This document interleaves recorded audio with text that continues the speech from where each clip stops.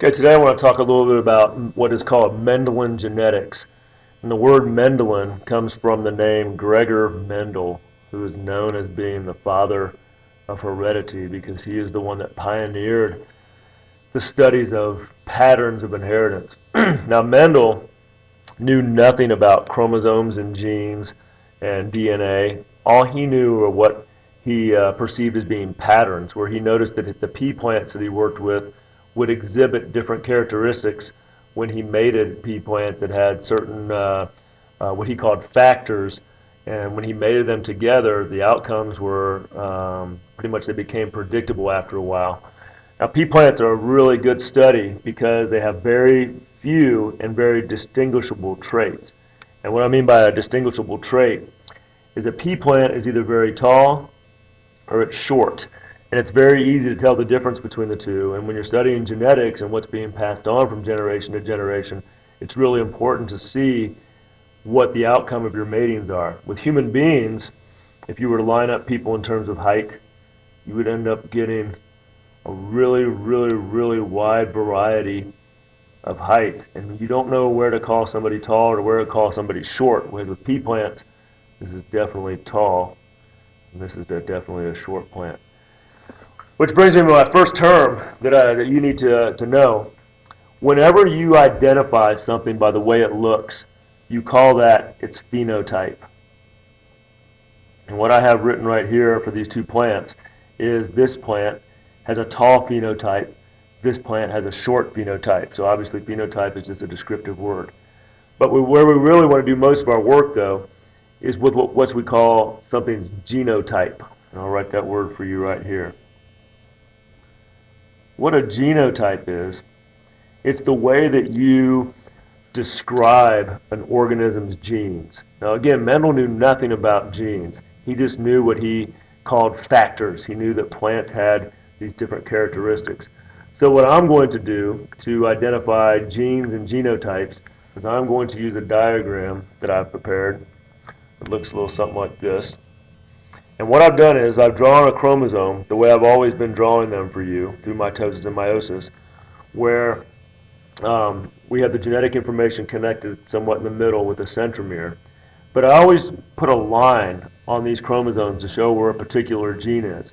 And now that we've studied DNA, you can actually look at two chromosomes and actually see the actual genes, what we know as being the bases, and you can actually see a gene. Now obviously there is no gene that is only 6 base pairs long, but for my example that's what I chose.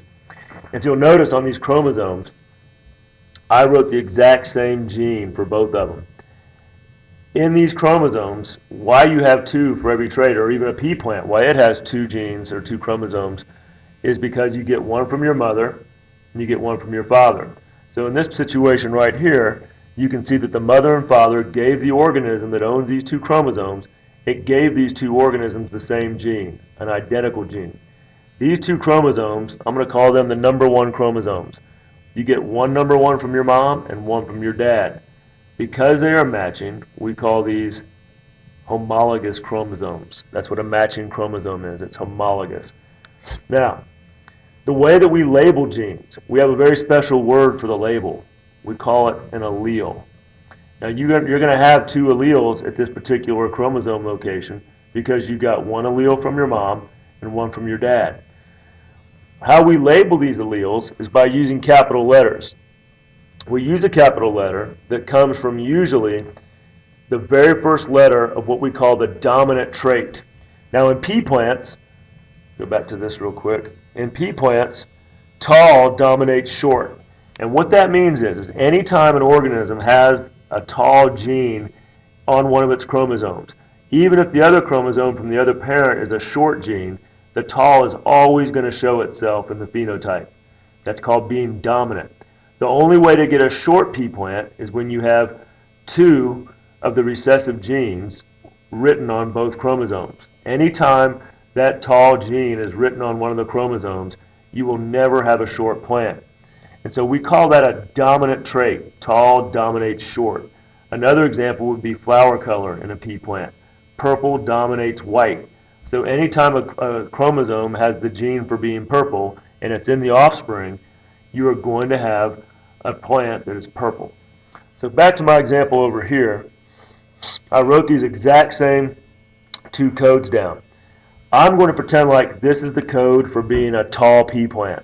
So what I'm going to do is I'm going to use a capital T to show that this organism has two different alleles, actually the same allele, but they're different because they're on different chromosomes. One parent gave this pea plant the tall allele, so did the other plant. So this organism's genotype is going to be big T, big T. It's got two dominant alleles. But what if I changed a couple of those letters or those base pairs in that gene? It's not the same anymore as what it was here. It's in the exact same location on the exact same chromosome. It's still a gene for height. It's just different than this one. So what I'm going to do is I'm going to give this a label or an allele, and I'm going to call it little t. This is the gene for a short plant. If I put these two chromosomes together, if this chromosome came from one parent and this came from the other, this organism's genotype is going to be big T, little t. Whenever an organism has one of each allele, a dominant and a recessive, we call this being heterozygous. Whenever you have the same alleles, like big T, and little t, we call this being homozygous. And homo means the same. Now, what can I do to predict offspring, and this is what Mendel could do, what can I do to predict what would be the offspring of some of these different parents having different combinations of these alleles for height? And the way we do this is by doing what's called a monohybrid cross. Mono means one, cross means we are going to be potentially mating things together.